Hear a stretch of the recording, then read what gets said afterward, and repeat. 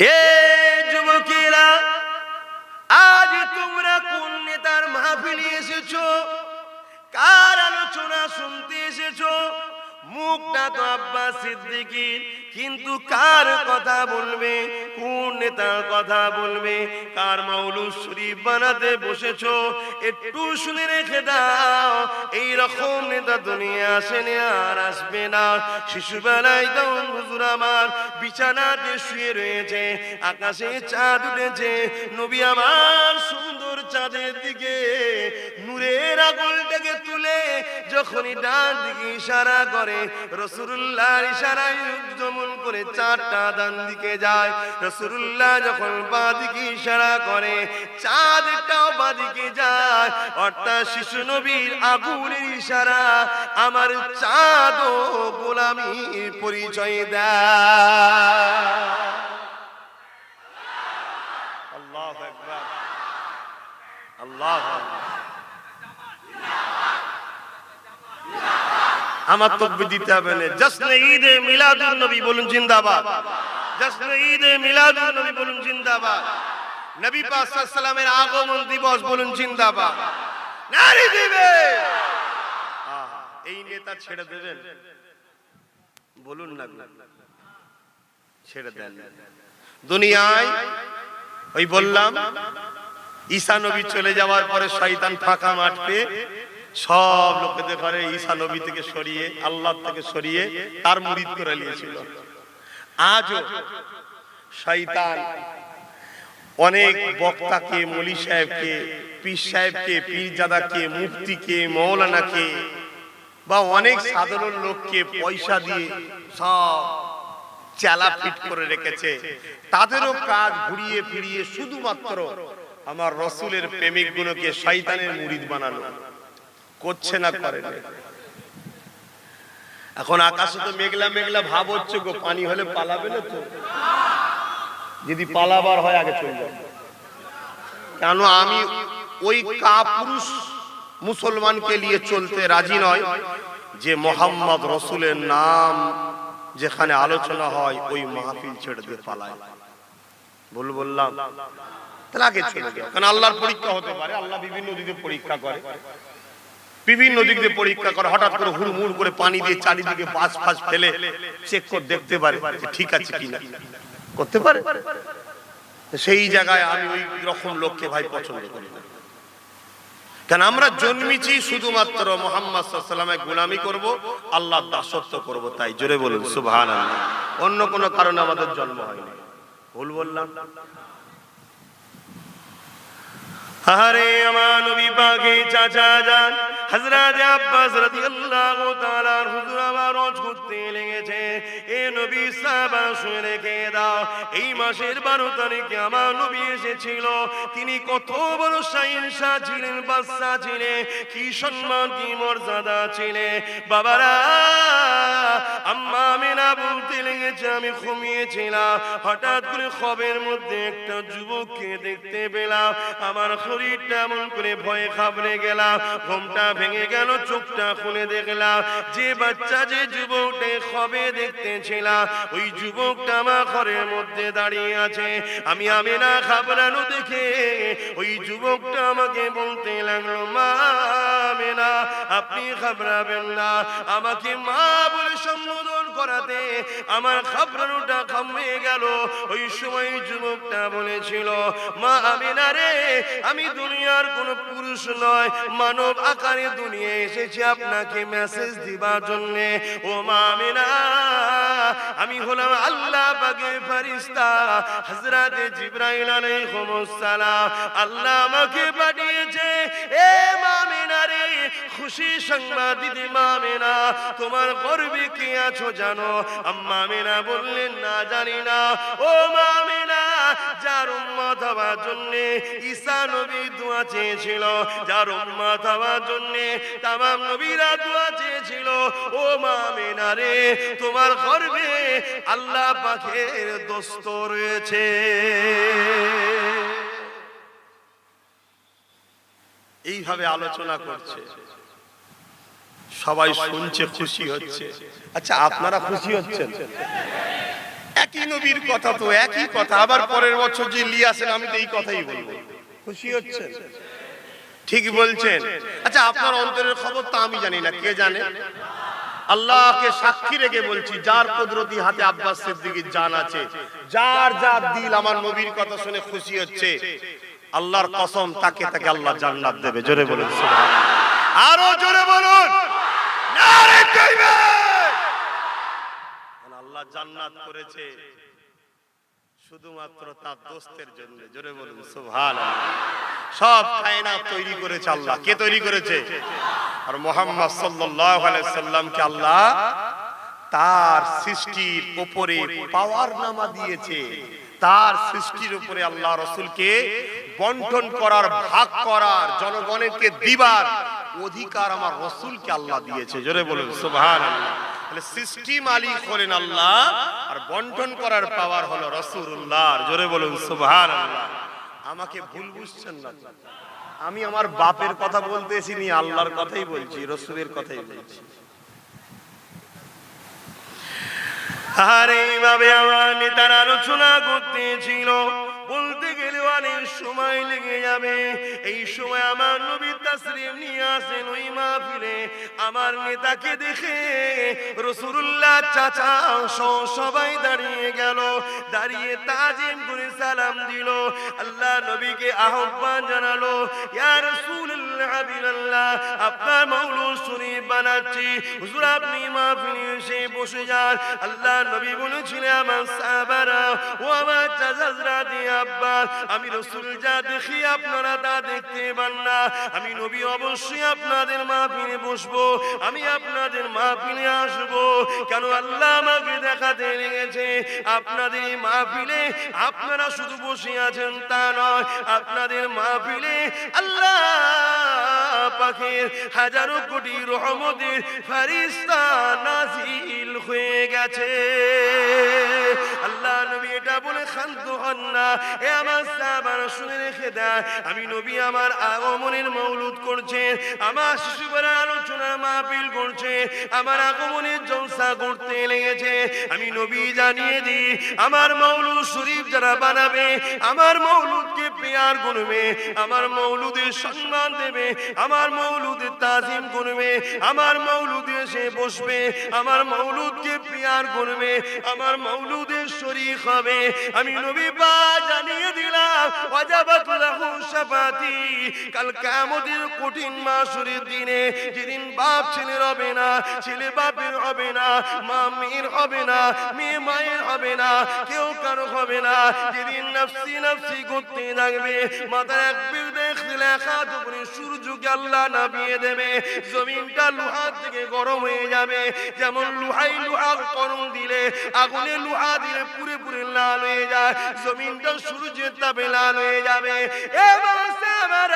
আমার উম্মত উম্মতিদেরকে জানিয়ে দিও, আমার মওলুদের তাজিমকারী, আমার মওলুদের বানানেওয়ালারা, আমার মওলুদ শরীফে আসা খুশি করনেওয়ালারা, আমি নবী পাক আমার জন্য খুশি হবে তারা, আমার কথা শুনে খুশি হবে তারা, আমারই মাহফিল বানাবে তারা। ওয়াজাবাত লাহু শাফাতি। এই কঠিন দিন আমি নবী তাদের শাফাত করাটা ওয়াজিব হয়ে যাবে। আরো জোরে বলুন সুবহান। তাহলে বলুন কার মাহফিলে বসেছেন? হয়তো দুদিন পেতে দেরি হতে পারে, কিন্তু এখানে যেটা পাবেন চিরস্থায়ী শান্তি পাবেন এই মাহফিলে বসার জন্য। দুনিয়াদারি করতে গিয়ে আমরা অনেক জায়গায় বসি, খারাপ জায়গা থেকে দূরে থাকাই ভালো, খারাপ সোহবত থেকে দূরে থাকাই ভালো। কিন্তু এই জায়গায় বসেছেন, এটা একটা নিখুঁত ভালো পবিত্র জায়গা। এখানে বসলে যখন এত লাভ, তাহলে এইটাকে বিরোধী করে যারা বন্ধ করতে চায় তাদের কি হবে বলুন? কখনো ভেবে দেখেছেন? সামান্য দুনিয়ায় নিজের স্বার্থে, সামান্য দুনিয়ায় নিজের কৃতিত্ব টিকাতে গিয়ে, সামান্য দুনিয়ার জমিনে নিজের মস্তানিকে বাস্তবায়ন করতে গিয়ে আজও দুনিয়া জমিনে ঈদে মওলুদুন নবী সাল্লাল্লাহু আলাইহি ওয়াসাল্লাম উদযাপন বন্ধ করার ষড়যন্ত্র চলছে না চলে না? মাফ করবেন আমাকে। দুনিয়া সবাই যদি আমাকে ছেড়ে দেয়,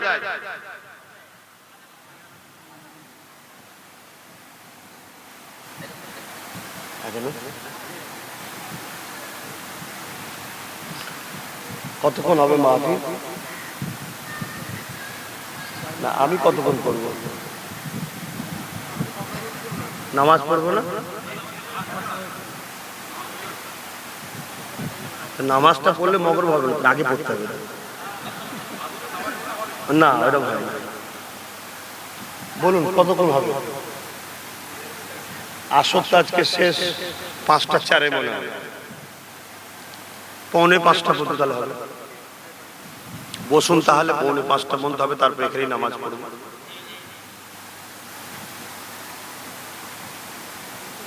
হয়ে গেলে বলবেন, আমি শুনতে পাচ্ছি না।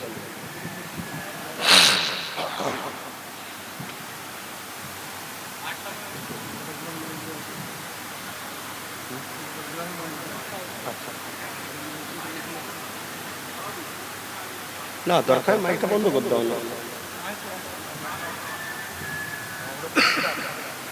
না।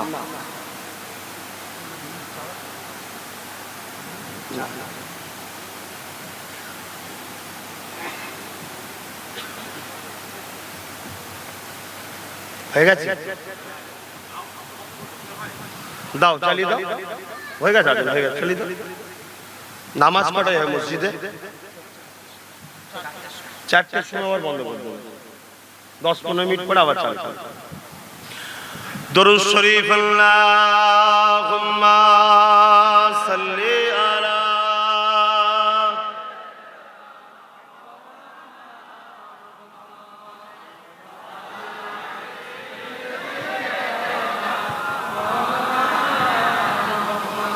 আমার আব্বারা ভাইয়েরা অসুবিধা হচ্ছে। আহা কি যে কথা বলছিলাম, এই নেতার মাহফিল বন্ধ ষড়যন্ত্র হচ্ছে না হয় না? বলুন হচ্ছে না হয় না? আমি যদি ভুল বলি বলবেন যে না আব্বাস সিদ্দিকী আপনি তো ভুল কথা বলছেন, এসব তো হয় না। অনেক রকম চক্রান্ত চলছে। বিশেষ করে যদি আবার আব্বাস সিদ্দিকী কোনো মাহফিলে যায়, সে মাহফিলে তো ব্যাস যেমন হোক করে বন্ধ করার প্ল্যান করছে। তবে আলহামদুলিল্লাহ আব্বাস সিদ্দিকীকে যারা দাওয়াত করে তাদের কলজে একটা নয়, আল্লাহ স্পেশাল কলজে দিয়েছে। জোরে বলুন সুবহান।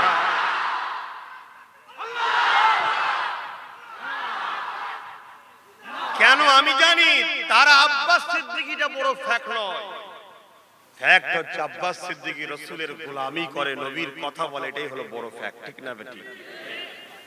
আর আমাকে বাধা দেওয়া হয় কেন? চলে আসুন, আলোচনা শুনলেই বুঝতে পারবেন কেন বাধা দেওয়া হয়। বলবো আমি যখনই আলোচনা করব বাবারা, আজ থেকে 1000 বছর আগে বারোই রবিউল আউয়াল মাস বেশাদের সময় দুনিয়া জমিন যখন আমার নবী এসেছিল, ওই সময়তে দেখা যায় 360টা হাতে তৈরি করা নকল খোদা তৈরি করেছিল তারা, তার উপাসনা করতে লেগেছিল। নাম দিয়েছিল উজ্জা, নাম দিয়েছিল হবল, নাম দিয়েছিল লাত। এইভাবে তার উপাসনা করত। নেতৃত্বে ছিল আবু জিল, উতবা, সাইবা, আবু লাহাব তার নেতৃত্ব ছিল। এই যুবকেরা, তরুণেরা, তারা আল্লাহকে মানত না। তারা নিজেদের বাচ্চা বাচ্চা মেয়েগুলোকে পুঁতে দিত। তারা নিজেদের স্ত্রী বলে কিছু ছিল না, নারীগুলোকে ভোগের পাত্র বানিয়েছিল। গরিবদের বাঁচার কোনো অধিকার ছিল না। হাতে কোনো কয়েকটা নেতা ছাড়া, কয়েকটা মোড়ল ছাড়া সবাই ছিল তাদের দাস দাসী। যখন খুশি হত্যা করে দিত যাকে খুশি, বিচার ব্যবস্থা ছিল না। ওই নেতাগুলোর বিরুদ্ধে কথা বললে মিথ্যা মিথ্যা জেলদানে ভরে দিত, যেটাকে আজকে আমরা জেল বলি, তখন জিন্দান বলা হতো। তাদেরকে বাজারে গিয়ে বিক্রি করা হতো। এই যুবকেরা, আল্লাহ নবী দুনিয়া জমিনে এসে দুনিয়ার মানুষকে বোঝাতে লাগলো, বাবারা তোমরা নিজেদের হাতে তৈরি করা নকল খোদার উপাসনা করো না গো। তোমাদের মালিক হলো একজন আল্লাহ, তিনাকে কেউ দেখে না, তিনি কারো সমকক্ষ না, তিনাকে কেমন দেখতে কেউ জানে না, তার কাল্পনিক কোনো ছবি নাই, তার ফটো নাই, মূর্তি নাই, তার ভাষ্যকর কিছুই নাই, তার সঙ্গে কারো মিশাল চলে না। বাবারে কোনো বন্ধ করে দাও বাবা, তোমরা নিজেদের মেয়েগুলোকে হত্যা করো না। যার ঘরে নারী সন্তান হয় এর মানে মহান স্রষ্টা জানিয়ে দিল, এ বিশ্বের মানুষ তোমার ঘরে তোমার প্রভু আমি নারী দিয়েছি, এর মানে অশুভ নয়, নারী দিয়ে বুঝিয়ে দিলা তোমার ঘরে শান্তির পাইগম পাঠালা। তাহলে নারী কি শান্তির পাইগম? তো এটা যখনই বলবো যারা নারীদের বিরোধী, নারীকে ভোগের পাত্র বানিয়েছে, নারীকে ইউজ করে, তারা কি ভাই আমার উপরে খুশি হবে? বলুন না ভাই, তারা আমাকে চেষ্টা করবে না করবে না রুখা?